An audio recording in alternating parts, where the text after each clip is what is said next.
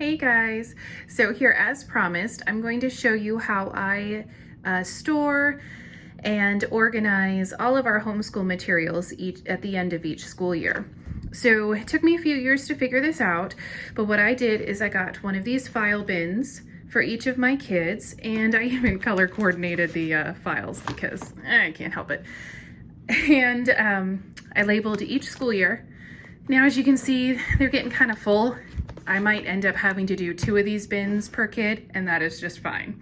Compared to how much stuff I had stored for the first couple of years that we homeschooled, this is very much pared down and much more reasonable. So let me show you. This is what I pulled out for my 3rd grader. And I'll just do a quick flip through of what I keep. So this was in the beginning of her folder this year. I like to do these all about me pages a couple of times a year. It's just a nice thing to look back on. I did a cover page and included information from my mom binder, like the field trips that we took, the groups that she participated in, the resources that she used, and the books that we read. Full disclosure, look at this, it's just life. I was out of printer paper. I had to use scrap paper and just turn it over. Oh well. Okay, this was her daily schedule. So now here's the meat of what I keep. This is how I do it. I take the resource or the book, the workbook, usually something along those lines. I take the cover or even just the cover page, and I select a few sample pages. Now, the idea is it's supposed to be 1 page from the beginning, a page from the middle, and a page from the end.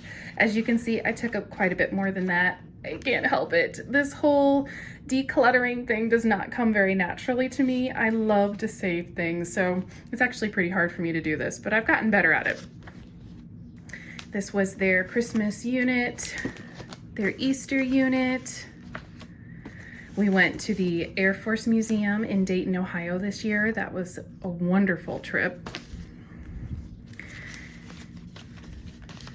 So this was her literature. Again, for her math, I took the cover off just her test book. I didn't even keep anything from her workbook because I just needed a sampling of what she did over the year. So this was the cover of the test book. This is the record sheet included with Matthew C, and then a sampling of the tests. The tests show, because they're review questions with each lesson test, it shows a very good sampling of the material that was covered.